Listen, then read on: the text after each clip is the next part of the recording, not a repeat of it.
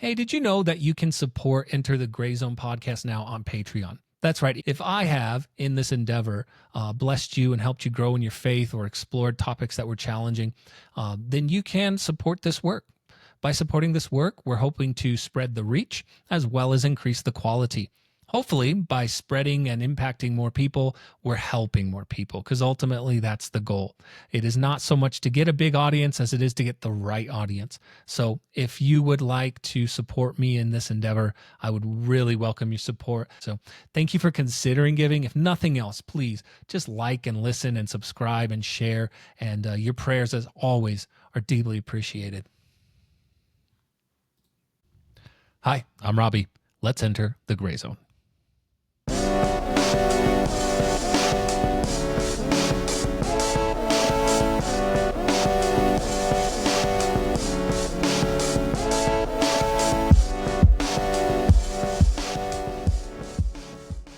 Well, hello and welcome. Thank you for entering the Gray Zone yet again. I'm Robby Ortiz, and it's a privilege to have you with me. Whether this is your first episode or you've been with me from the start, it is a joy to know that some people are out there listening. I'm getting stopped by people that I know, and they're saying what a blessing the podcast has been to them, how it's making them grow and think. And that's the goal. If it serves one person, then this is worth all the effort. So just want to say thank you to you for listening and for engaging with things that can be uncomfortable, challenging, but really necessary. This is obviously, as I always say, the podcast where we want our theories to come to die. We don't want to walk around with our half-baked theories that haven't been tested. We want to put them to the test. As well, we want to put our theology to the test. We want to find out if it's any good when we actually have to use it. And we always remember that on the other side of these complex issues is a person whom God loves, because that's ultimately what it's about.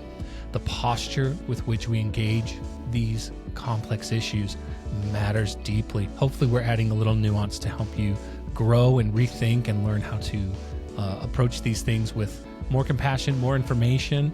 That's the goal of the Gray Zone. We don't want to stay black and white. Today my guest is someone I know very well, I love very much. She is married to my best friend, which basically makes her my best friend. This is Laura Burge. Laura, known as Literary Laura, is a writer, coach, and editor, and she's an author as well. And she doesn't work exclusively with this particular group, but she works a lot with this particular group, and that is people who are neurodivergent. Whether it's ADHD or on the spectrum or any variety, she has found a way to help coach them in the space of trying to get their writing published and worked on. And she has some wonderful perspective. I wanted to bring Laura on because she's actually out there in the real world doing this. She's not sitting here with academic papers and theories about what neurodivergence is. She works with these people day in and day out. She herself is ADHD, and so she talks about her experience as a neurodivergent person and what that looks like. We're asking questions about this because it is a bit of a hot topic today. And there's a lot of bad information out there. So I thought, let's talk to someone who actually has real lived experience and some good information. And so it's important to me. Obviously, I have two children, if you didn't know, who are on the spectrum, and I love them dearly. And it's important that we engage with these things in a loving, Christ-like way. And so I think Laura provides some really wonderful information and perspective that hopefully will help you grow. I learned some things during this conversation, and we had a lot of fun. So I hope you enjoy this conversation with Laura Burge. Well, welcome again, and thank you for entering the Gray Zone with me. I am very, very excited and in a really good mood because I'm talking to one of my favorite people on planet Earth. And she is not just one of my favorite people because she's married to my best friend. That's just the reason I got to meet her. And, you know, if he wants to come along every now and then, we'll tolerate him. But we have the wonderful Laura Burge here with us. Thank you for joining me. Oh, thank you so much for having me. I've been really excited about this. If nothing else, we're just catching up. We've been joking for like already 15 minutes before we hit record. I was like, we should just, like actually get this on. Oh yeah, the actual podcast part. Yeah, right. Yeah. Forget all these people. We don't need them. Just an excuse to have a good conversation. And so Laura does incredible work. She's an author herself. She's an editor, and she's an editing coach. You've done some work for my wife on her book, which she could not praise enough, your developmental work and help for her. And you've been doing this work for how long now, like in the editing world? In the fiction world, my own business, about 8 years. And I first became an editor in, I think, 2010. So I guess that gets us back up to like 15 years. Wow. So kind of right out Yeah. of college, you Couple years started this out. venture? Couple years out. Yeah. Yeah, Mm-hmm. I'm trying to piece together our timelines a little bit. Yeah, right. Yeah, just a couple years out of college. And you're it's your business. You Mm-hmm. self-employed, you hybrid work, run it from home and everything like that. Absolutely. And of course my feline assistant, it's just the two of us. Yes, you're Willow. Exactly. Absolutely. And you've been world travelers. Obviously, you guys spent a Hmm. great deal of time over in Europe and in the Yeah. UK, Yeah. and living the dream. And now you're back stateside. Yep. Back And in Portland, Oregon. and your special niche, Laura. Part of the reason I wanted to talk to you. What is your niche in this editing world? That's so cool. I work with neurodivergent writers, especially, not exclusively, but especially. And a lot of that comes up sometimes in the editing, but a lot of times in the coaching with people who want to write stories or novels and get stuck in the process somewhere between getting it started, getting it finished, and getting it revised. And it turns out, a lot of standard writing advice just doesn't quite mesh with someone whose brain works a little differently. Who would have thought Exactly. that all of us being such unique snowflakes don't all learn the same? Exactly. Right. And so Exactly. just like we provide better avenues, different avenues in education, you're Hmm. in the professional space now. You're going, okay, I'm Yep. working with adults who have a dream like any person to put a book out there. Yep. And you're trying to find, okay, how can I help them accomplish that dream in the way that's actually going to help them, Exactly. which is so special. It's honestly, it's a lot of fun. I really enjoy it. I always get new things popping up and people saying, well, this process doesn't work. And I was like, oh, okay.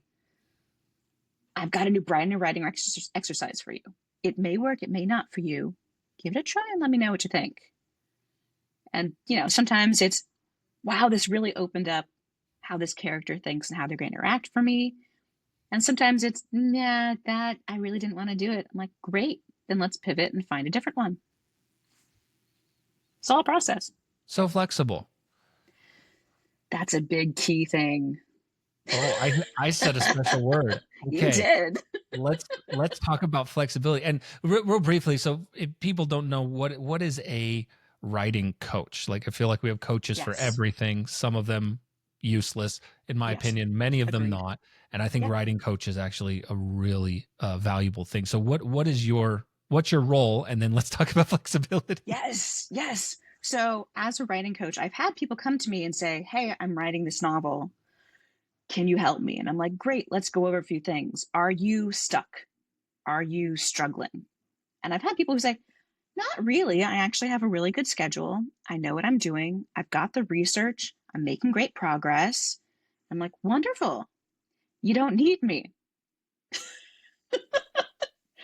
That sounds fantastic. If you want an accountability partner and you want, someone there with you, I can step in. If you struggle in the future, if you get to the revision stage, you've written it and you're like, okay, it's a mess.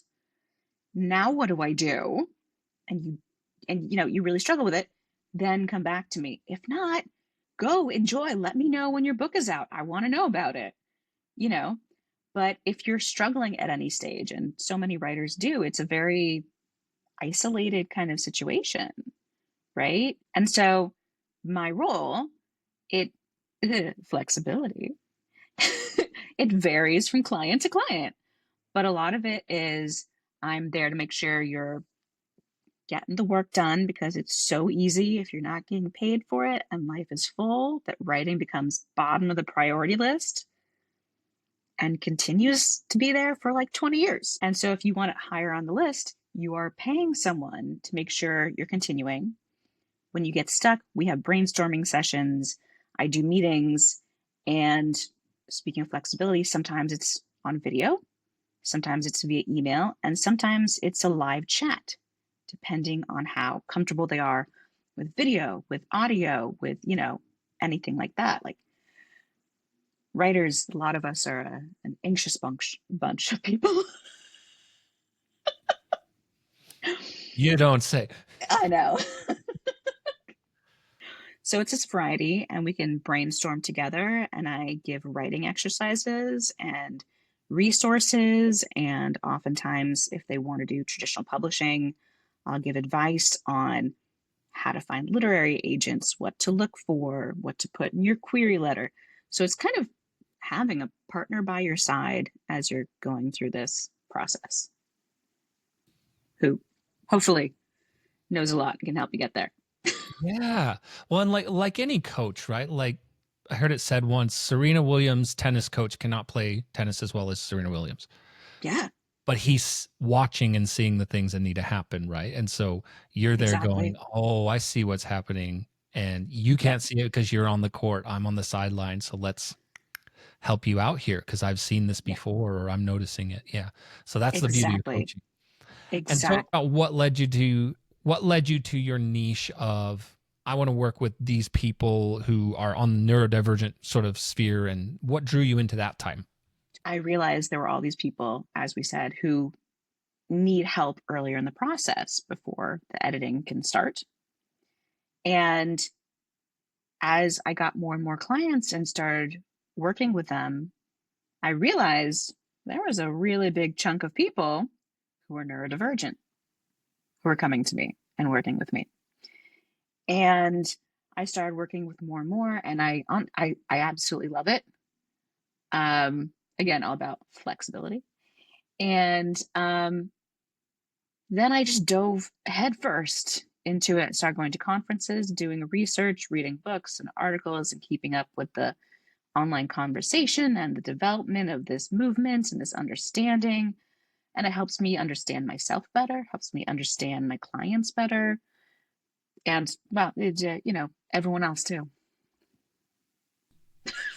That's a good point at the end because if you understand one person, you understand another person better. Like I Yeah. think we can it's a buzzword as we were saying earlier, it's neurodivergence and it's, pros and cons to the social media age and spreading awareness and but Mm-hmm. it also leads to problems of, self-diagnosing and, all the fun that goes with pop psychology.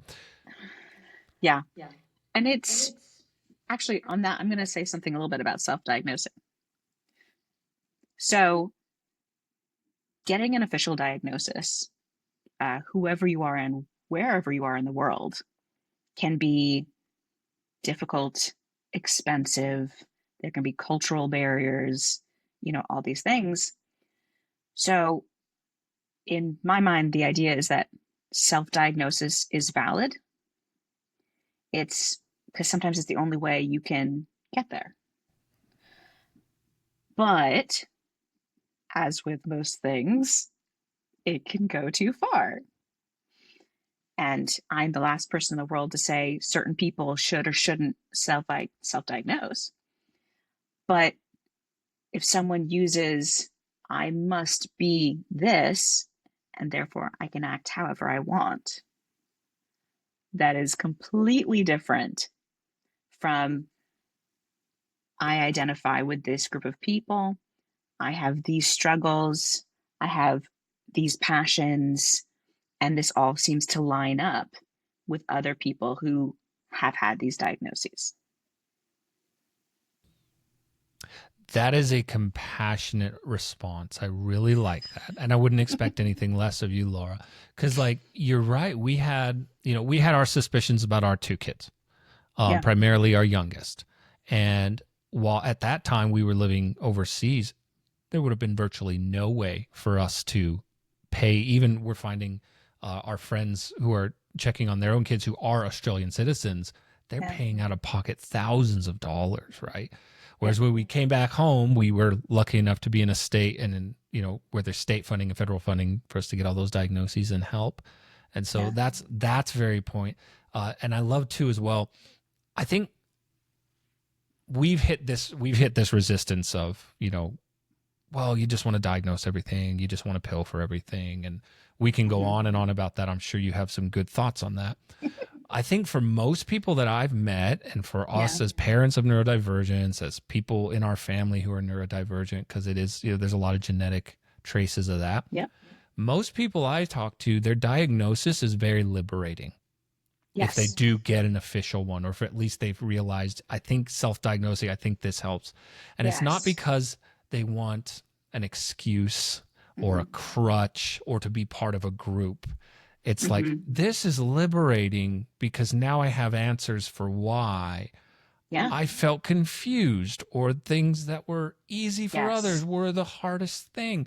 So do you Yeah. see that with your clients, Ian? Oh, absolutely. It's huge. And it actually goes beyond mental, emotional, cultural stuff. It goes into physical things. More research is coming out that certain ways the brain works can be associated with certain issues.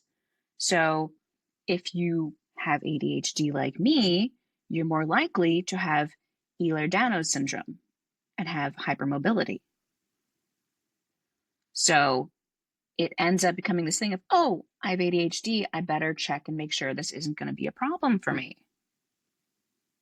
So it goes even beyond that. But finding out more about yourself. I mean, I was diagnosed as a kid with ADD. It's now known as ADHD. For there are three. I'm not going to get too into it, but there are three types of ADHD: hyperactive, inattentive, and combination. And in the 90s, when I was a kid and got diagnosed with ADD, well, I wasn't jumping up and running around the classroom and, unable to stay in my seat. That was me. Research has come out as neurodivergent communities have been having more discussions, as neurodivergent conferences exist. I can understand things better, especially attached to shame. So, Say yeah, more, say more. yes. So, for me, for my clients, for my friends who are neurodivergent, there are things you never want to say out loud because you're so ashamed. I had, I've had teenage as well as adult clients, and I've had people in a range of ages who couldn't meet a deadline I set, and they were so filled with shame, and they didn't want to tell me. They almost didn't want to communicate with me at all because they're like, I have failed at this. And I'm like, oh, I feel this so much, so much. And I go back and saying, okay, this structure didn't work for you. Why don't we try a different way? Why don't we give you a soft deadline a few days early where we check in? And that gives you this reminder, gives you this boost that you have a few more days. And if that doesn't work, we'll try something else. But it's this idea that if I don't fit into these boxes, if I don't do exactly what I think I should be doing, I should be ashamed and just berate myself. That is constant in pretty much every neurodivergent person I know, right? Of I should be better, I should be doing more. And so many times we we don't even think, even like I'm working on this too.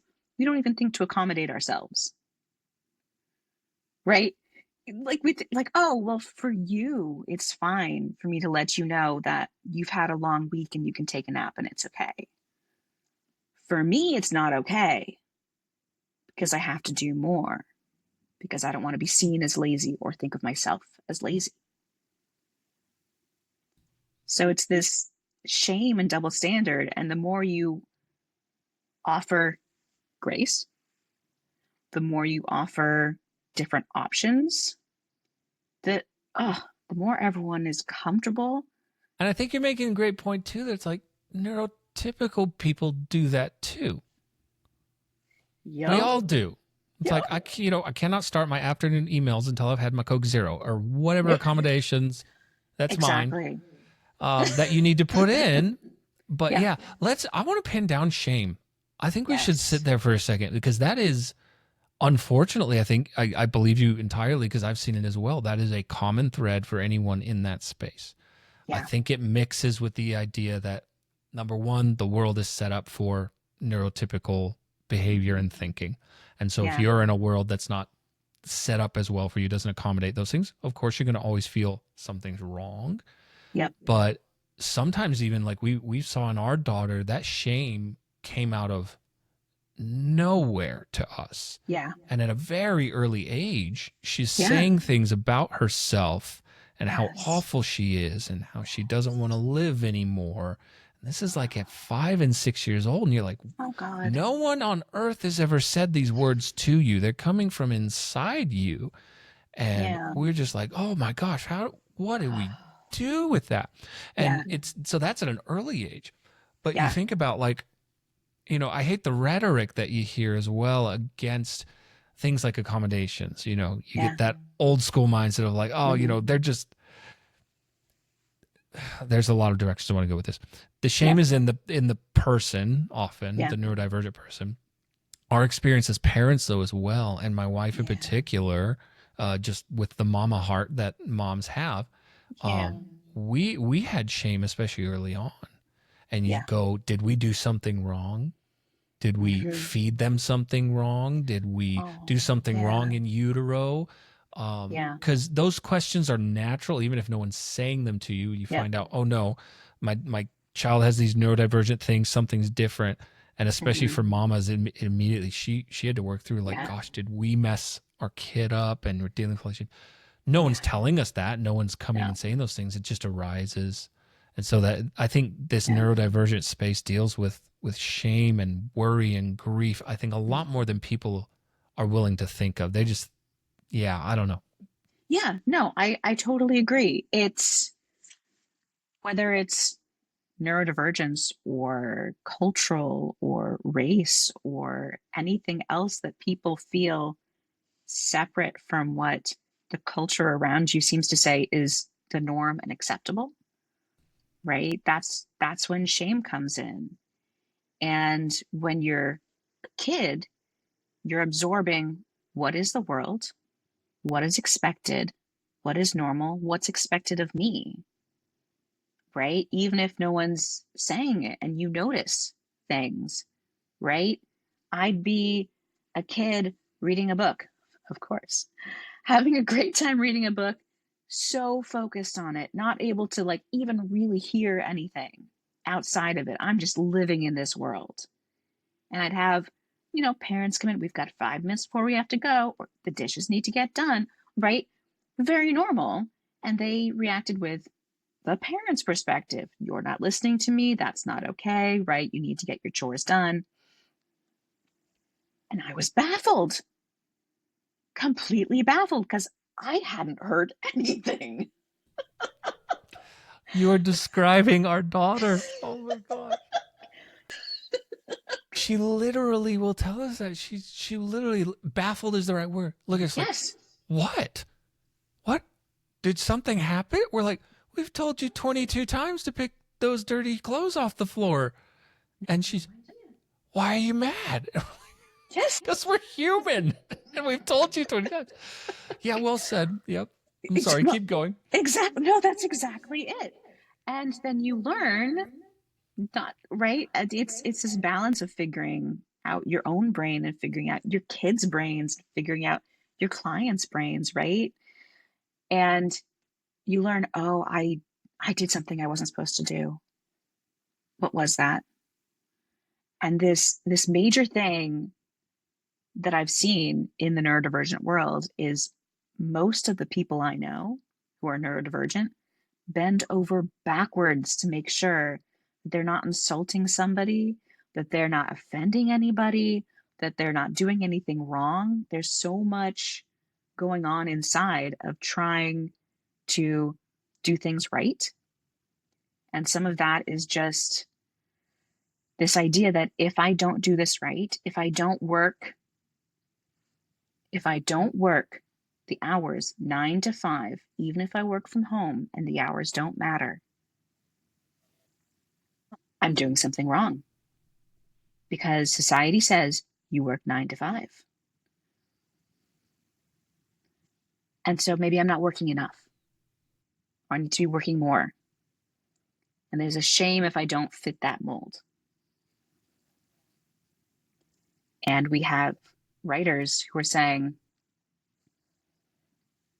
my characters are supposed to act a certain way. The structure is supposed to exist in a certain way. And they're supposed to have these certain kinds of relationships. and I'm supposed to get this all done in a certain time, in a certain way. Why can't I do it? Is there a hyper, like an overcorrectiveness that you see due Yes, to the way that people experience the world there's therefore not just a I need to meet the standard, but I maybe need to exceed it in that sort of othering space. I hear that in racial yes, conversations for sure. I feel like that's kind of the same. absolutely. And sometimes it's trying to make up for that perceived deficit. And sometimes it's, but I really truly believe that behind closed doors or where I'm not seeing, everybody else is functioning at 100%. And I'm just trying to meet the same standard. And there's this belief that, maybe what I've been told, what you're supposed to do, is exactly what everyone else does all the time. And it's always meeting it perfectly, but I'm not. So many writers I work with have all of these beliefs that they're the first person to struggle with this issue. And they won't say that because there's some, on a conscious level, they know that's not true, but come at me with, I'm so sorry, especially my first draft is a mess. I'm so sorry. Yeah. Yeah. I'm like, yeah, I understand. Everyone's first draft is a mess, and never compare a published book to your first draft. I am in the middle of witnessing this in person with Yes. my Right? wife. No, she's not neurodivergent, but just as an author. Yeah. Yeah. Yeah. And the multiple layers. So then to add to it the extenuating, shame and trying to understand it and hold yourself to deadlines, even though you've never met a deadline in your life. Right. Like writing and publishing a book is one of the hardest things you can do, anyways. Exactly. So adding those cultural barriers and those personal thoughts and things that can bind you, I can see why there's such value for a person like you to come alongside and coach and care and encourage and remind and remind and remind, like, hey, you're Yeah. good, you got this. Your approach Exactly. is going to look different than someone else's. Who Exactly. cares? Yeah. I mean, we need different voices. You don't want to have 50 copy and paste writers who all write the same story. That's incredibly boring. And you're going to leave out a whole lot of readers, right? Yeah. That's good. And so tell me about the publishing industry a little bit, because I'm Yeah. feeling like I'm getting a sort of fly on the wall look at it between you and my wife, and it's changed and is changing quite Yes. rapidly. I Yes. think most people's thought of I'm going to get a book published is probably archaic by this point. Of I write a great manuscript, I send it to some bigwig, they pluck it like the beautiful flower that it is from a field of many Exactly. flowers. Uh, Exactly. Book deal, they sell it, and I'm the next whoever. But so what does this process actually look like, and how has the industry changed even since you began your work? So it's a really big beast. Uh, but on the traditional publishing side, there is still the big five publishers who control most of the traditionally published market. There are still literary agents out there, and they call it querying. You can query them and you can hope for representation, and that can take a while. And then if they pick you up, they pitch you to publishers, and that can take a while. And if one of them picks you up, it can take about a year or two to get to publishing. They may market you, they may not. You might be a mid-list author, you might get a big advance, you most likely will not. And I think the big difference is that you have options now. And it kind of depends on your goals, who you want to reach, what you want to accomplish, right? So self-publishing used to be looked down on as a purely vanity thing or for lesser authors who couldn't make it through the big doors. But there are so many good self-published books out there now. And honestly, the big publishers in the past few years have started buying some of the most successful self-published books and republishing them. And what they do is, well, that writer has already put the money up front, haven't they, for editing and everything and for development. Then they buy it, usually get about somewhere around 92% of the profits. And they give you a bigger platform. But if you're already successful, you already had a platform. And then they reap in the profits. And that's not to say all traditional publishing is bad, or there's so many wonderful people working in the industry, but if you want to reach a certain kind of person or a certain kind of reader, if you want to write a differently structured book that maybe isn't very commercial, going with a big 5 publisher may not be the way to go. And you can go with, there are lots of small presses that have come into being specifically because they want to lift up different kinds of authors. And those are wonderful. And always do your research and make sure they're legit. And, you retain enough rights so that if they go under, because small presses are not there to be profitable, unfortunately. There's so many different options now.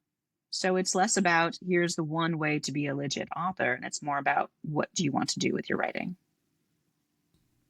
Yeah, that's well said. And it is like, it's a numbers game to some degree, right? Yeah. They're like, we are paying a lot of money to kill a lot of trees for this book. It better be worth it, right?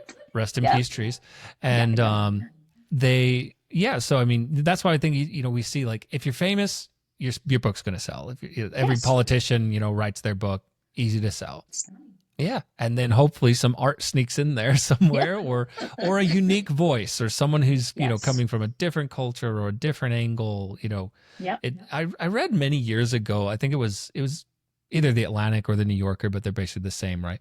And they were talking about the death of the American novel, like that, the great novels that, we're not going to get the Steinbecks and et cetera anymore because the industry doesn't work that way. You look like you have thoughts on that. I do. Not to get too deep into some of my particular interests, which are having to do with different story structures. But we already had Steinbeck.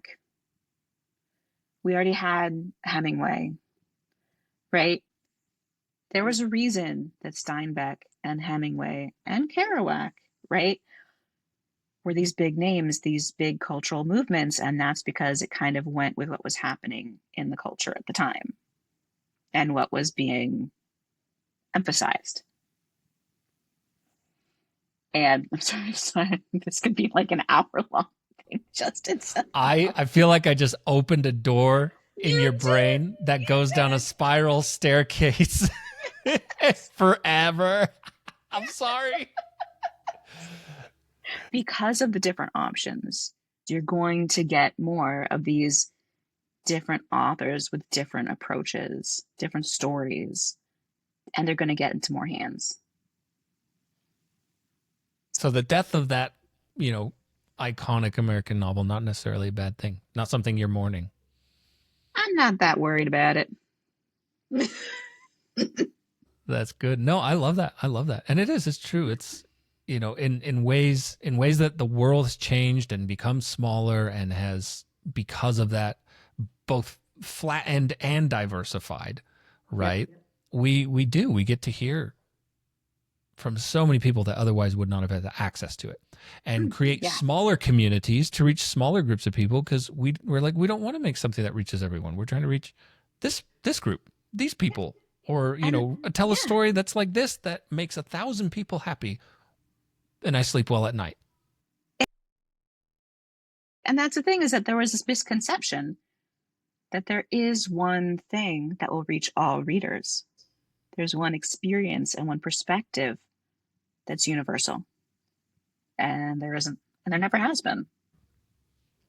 And back we are to like neurodivergence, right? Mm-hmm. Like this one size fits all world, you know, Mm-hmm. and rather let's like open that up. So let me ask you some questions that I'd sent you before, kind of zero in back on that topic. What is a common misconception about neurodivergence that maybe you encounter frequently? I know there's many. You probably have a poster in your office of like the 10 cardinal sins or whatever they are. What do you see commonly? This is like in the last year or two that I'm seeing pop up of like, if you say you're, most commonly, if you say you're autistic, that means you get to be a jerk and use that as your reasoning or your excuse. And there are people who are jerks and who don't care about anyone else's perspective in life. And there are people who are wonderful and do their best to understand each other. And that has no correlation with autism. There are autistic people who are not very nice, and there are autistic people who are incredible. And the people that I know who are autistic or any other neurodivergence that struggles with social norms or expectations, they bend over backward to make sure that they haven't done anything harmful and really struggle with that. And so this idea that those are equivalent, absolutely not. So silly that you have to make that distinction, right? Like there are nice people and not nice people. not autistic people. Like that doesn't even have to be part of the sentence. No, absolutely not. Yeah. It's something that humans as a whole do with anything that pops up. I feel like the whole self-care movement, right? There's a completely valid thing about taking care of yourself and putting on your oxygen mask first, but it's not first and then forget everyone else. It's before you help other people, right? And so people have used the self-care as a way to be selfish and to ignore everyone else. And people will use whatever is happening in society right now or whatever buzzwords are coming up to excuse the behavior that they want to do. Nothing new under the sun. Yeah, exactly. Ooh, and another thing is that there's this idea that neurodivergent people really struggle with communication. And studies have been coming out about neurodivergent people, when they're talking to other neurodivergent people, have no more struggles communicating with each other. And neurotypical people have no more struggles communicating with other neurotypical people. So it's not an inability to understand anything. It's much more likely that a neurodivergent person, actually, we often find ourselves around other neurodivergent people because we might say something in a very direct way, and the other person says, "Oh, I'm so glad you said it like that. Now I don't have to interpret anything. I'm so much more relaxed. Yes, thank you for asking a clarifying question. Thank you for answering it directly. Wonderful. Let's go get pizza." Yeah, because we are drawn to people that we have similarities to and commonalities or ease of communication. Yeah. That's not a neurodivergent, neurotypical thing. It's very human, like you're saying. Yeah. So I love that you're doing that. You're trying to, we're in that gray zone. You're trying to flatten this out and be like, what's good for a neurodivergent person is good for any person.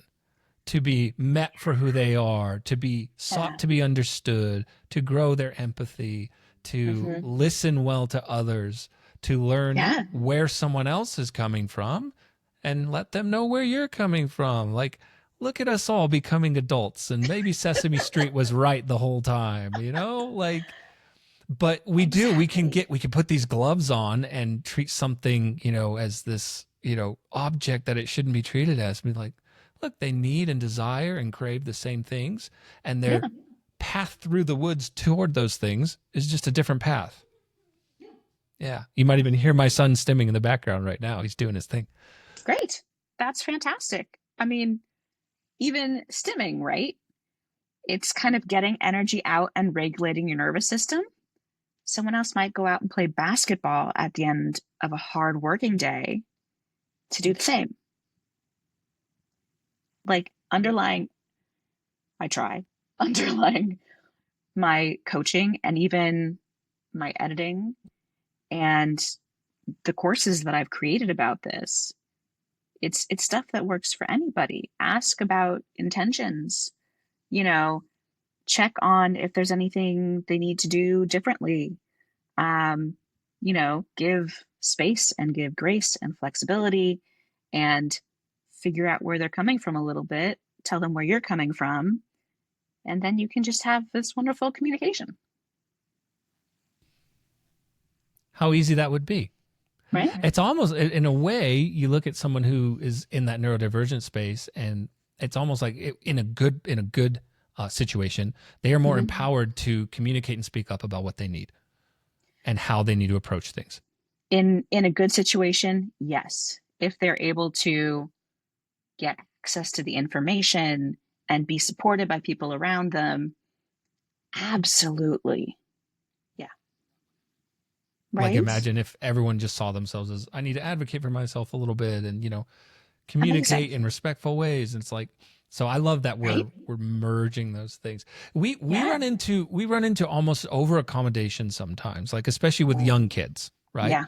So we've got a 5-year-old and he's behind verbally. He's learning more and more how to talk now and everything, but he's grabbing at toys and things like that. Yeah. And people will overly apologize and allow him to do those things. Grab on someone's purse, and want to pull it open and see what's in there. And we're like, no, he can't do it. And they're like, no, it's fine. I'm like, no, it's not.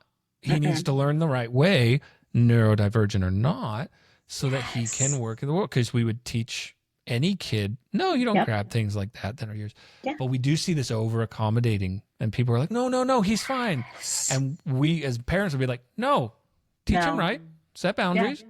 He needs to learn. Exactly. I have a friend who has started an elementary school here.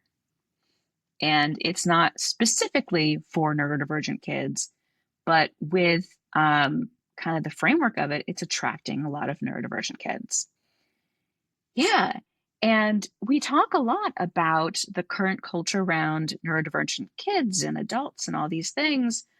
And where do you place the boundaries? Because boundaries still need to exist, right? Where do you find when you can say no and when you need to allow someone to, if they're dysregulating, if, they're just really upset about something and you don't know what's going on, when do you give them space and when do you say, okay, but that hurts somebody else's feelings and we can't do that either, right? Where do you find that balance? And I don't think there's an easy answer, just that there has to be a balance. No, there's not. Every individual will have their different, and that's why we call it the autism spectrum. It's right. You don't get to just be like, oh, he's a 5, we do this. It doesn't work like that. Like, good luck. I've watched people try to do that with my kids. I'm like, have fun.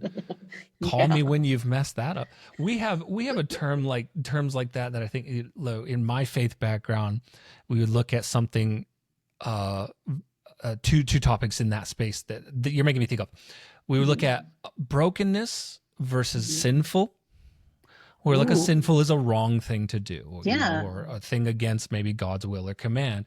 A brokenness is though something that needs to be healed. Yeah. So a sin is something you repent of. I'm wrong, I need to make right. But a brokenness is something that needs healing. Yes. And so with my kids, we're looking at that. It's like, is this tantrum wrongful, intending, and spoiled, and age appropriate pushback? Sure, okay, you still need to do the right thing. Or, and I don't like calling neurodivergent brokenness, but is this that part of their brain that simply cannot grasp this thing and cannot process the emotions? They're completely flooded. I can't come in then and treat it like a thing that needs to be fixed and repented of when this is a thing that's not working right, Yeah. and it's not gonna work right until they're regulated again and we can Yep. process it. Hmm. And I'm proud to be a millennial and a millennial dad who have largely our generation has approached parenting in a much more compassionate, hands-on Yeah. way. Boomers say whatever they want. I don't care. Come at me. Just kidding. But I'm proud of that approach because I think, Yeah. even for adults, I'm talking about kids, but even for adults, it's like, Yeah. are you just being kind of a pain? Or is this a thing that you can't see around this thing that's in your way, and I can come and meet and accommodate you? And that's not a one size fits all, as you keep alluding to. Like, I have to go and meet them and figure them out. Exactly. And I do the same even when vetting new clients, because I need to know it's someone I can work with as well, and that we'll be a good fit, and that I'm the right person to work with them. And I have a very long intake form, which in and of itself is, are you ready to do some work? Because I am going to give you work. But it also, some of it's straightforward and your answers tell me exactly what I asked of you, and some of it tells me more. And I need to know, are you coming in with this with good intentions and you want your reader to have a good experience and you want to find your way there? Or do you think that your words should not be changed at all except for a typo, and that you will become a millionaire as soon as you send this out to your first agent? And I can talk to you about about the reality of publishing and chances and all that kind of stuff. But if you're rigid and you're not going to change your mind and you're not going to listen to me, there's no point in them paying me to do this. Yeah, that's wisdom, and I like that you pointed out. It's like it is also helping me, and me know can I even work with this person, because we just may not click. It'll be like wrong puzzle pieces. I'm getting so sick of that word rigid too, because that's the one most consistently used to describe my son. He gets locked in, man. He's Oh, yeah. rigid, and Yeah. it's knowing when to push him on that and when to, Mhm. what? Yes, we'll just put your left shoe on first today, versus, you know what? You're gonna be fine. You're gonna live if we push that boundary a little. So it's a give and take there. Yeah. Mhm. Absolutely. So are there this is where I was going to go. Now I'm catching my train of thought as it spins around my head. um what terrible cures have you been offered, and Well, maybe people or stories there? Because I think anyone, we were talking before, anyone in this yeah. space, anyone who knows someone who's neurodivergent, especially if you're a parent, man, people come out with their snake oils. And so I just thought it'd be funny, but also maybe eye-opening on what that feels like on the other side for people. Yeah, that can be. So for me, mostly, not to brag, but I'm really good at masking.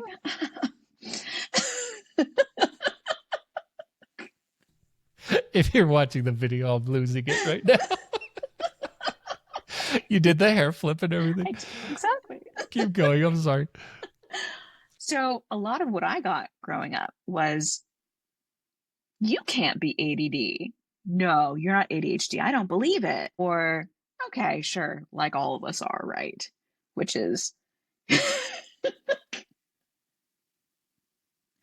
right, right. Saying like, well, aren't all of us a little bit ADHD, OCD, dyslexic, autistic? It's kind of like saying, aren't all of us a little bit blind? Because when it gets really dark, I can't see. You're like, well, that's not actually the definition. No one can see in complete darkness. That doesn't help. This is not the definition. But so a lot for me has been people not believing it and not recognizing when I'm just masking to the high heavens, and then I go collapse in a puddle when I'm home because I'm exhausted. You don't really know what's going on. You don't know what people have tried. You don't know, intricacies of what's going on with them, but you just throw something out and then insist that that's the right answer. And with neurodiversity, it's not something to be cured. You know, if you can't hear very well, there are accommodations for that. If you can't see very well, you wear glasses. And glasses aren't seen as an accommodation because they're everywhere, because you can get them, right? And so it's not like because my vision's not perfect, this is something terrible and I have to really fight for an accommodation. I just put my glasses on in the morning. We're all good. And you don't have to fix people who think differently to get that to be a good situation. I'm sorry, speaking of which, I've got like 15 different thoughts about this right now.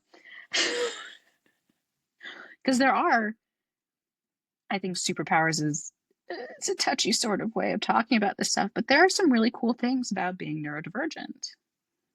I don't think the way a lot of other people think. I have about 16 different ideas at once, and a lot of them are kind of unusual, and so I see solutions to problems that other people don't.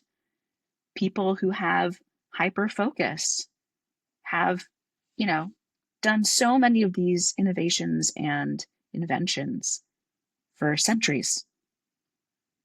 There's a great book that gets into that, like specifically on the autistic thing. I'm going to have to get you that recommendation. What's it called? Because we'll link to it. Oh, it is Neurotribes by Steve Silberman. Okay. Yeah, we'll put a link for that. It's this idea that there is a cure for the way our brains work. And that's odd and not accurate.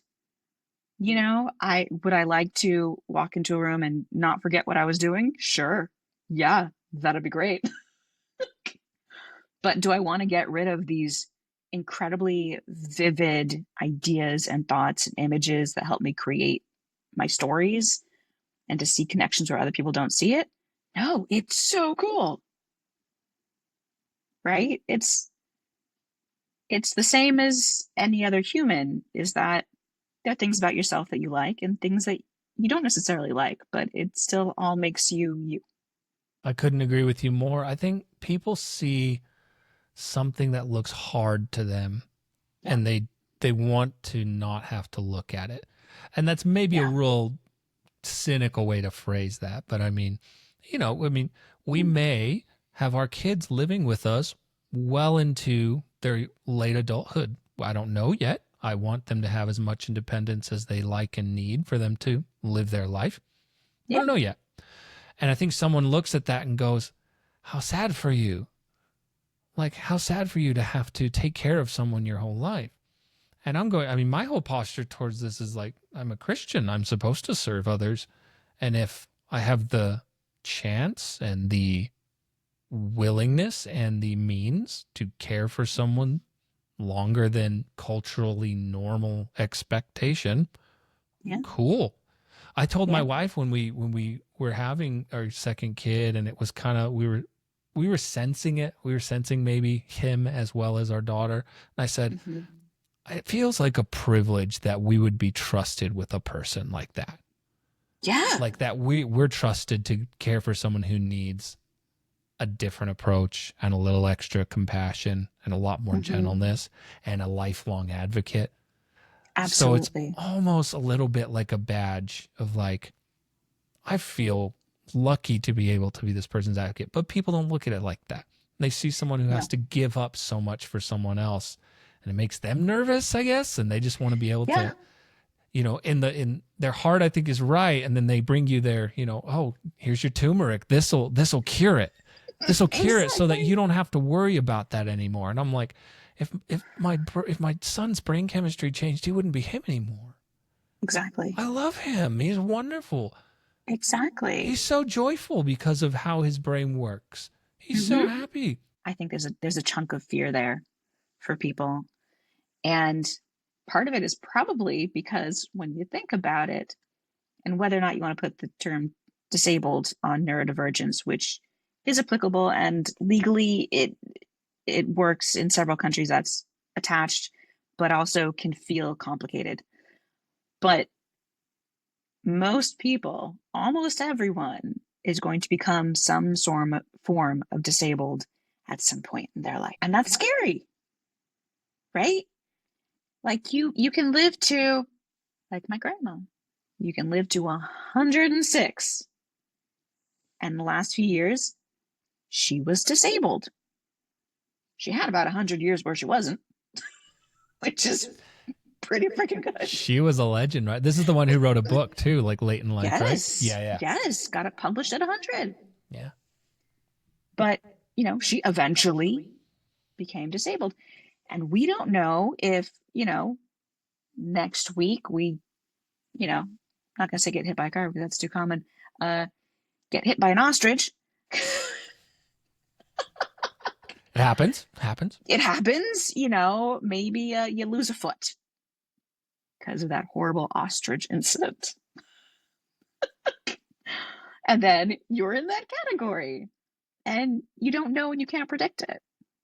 And your loved ones will get there too. And I think people maybe put that lens on neurodiversity of someone starting out disabled, and isn't that horrible and difficult and complicated? Which isn't even true for physical disabilities either. But I think there's that level of fear. And there is so much joy, and there's so much learning about being open and understanding and not putting these pre-made boxes on somebody else, right?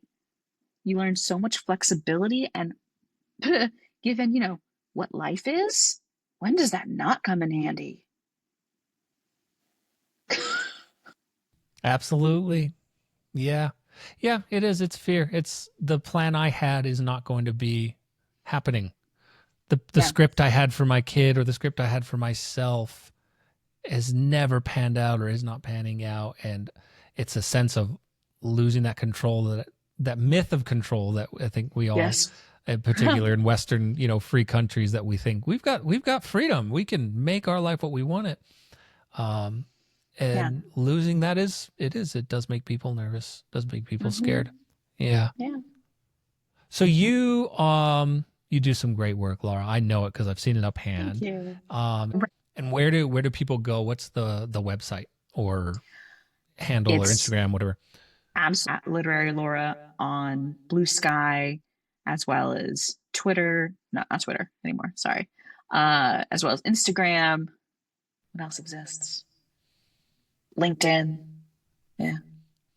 Many avenues to find you. Indeed. How inclusive. You never know what someone wants to use. It's good. Oh, that's fantastic. Well, we'll link to we'll link to your website and everything, obviously, and hopefully draw the right people toward you. If nothing else, I'm sure you could refer them out to someone that you trust as well. And because you've been out there, girl. Like, you've been girl bossing. You put yourself at some conferences I saw and have been, really getting the good word out on this, which is awesome. Yeah. I was able to give a conference talk a couple months ago in person, and neurodiversity was part of it, but kind of a subtopic, talking about different story structures and different ways of writing, and even like sentence structures and ways that editors can recognize and support it. I like that. We might have to bring you back and get real technical and just be like, talk about righty things, because that sounds interesting. You've mentioned that a few times. Rewriting story structure would be hard. Like, millions of years of story structure kind of in place. But not in every culture. It's not the same everywhere. Right. Yeah. So but we are so homogenized. So it's we are, which is a colonial thing. It was done on purpose. Laura, we're gonna start like 3 podcasts. I'm sorry. No, it's the same. Like, if I were to self-diagnose, I'm definitely on that ADD space, and so I sit here and I do these interviews and I'm having fun. And at the same time, as everyone is talking, there's 42 paths going in my brain going like, we could talk about that. Yes. It's excruciating to whittle it down to one next question every time. And they have no idea what's going on for me. I'm just like, we could make this 42 different conversations and it would be awesome. Everything, anywhere, all at once, but my own version. Yes. Which we just watched and it was amazing. So anyways, So good. we'll just have to do this again. And maybe we'll have to come out and visit you guys as well soon. But Laura, would you say, is there a word of encouragement that you would want people to walk away within their minds and their hearts? Yes. I think that the way you approach neurodiversity is the way that I try to approach kind of everybody, which is with flexibility and curiosity and open-mindedness and asking questions, so that at some point we just kind of come around to, hey, where do you want to go get coffee? I love that. Just remember to think of others and think how I can approach them in a way that makes them feel human and important and loved. Yeah. It should all boil down to that, shouldn't it? It should. Yep. Well, Laura, it's so good to chat with you, my dear friend. Thanks for being on. You too. Thank you for having me. This has been so much fun. So much fun. You are making me miss having my hair dyed. It's been too many years. She's always, if you see any pictures, she's always got a great color going. So. All right. Well, we'll talk soon.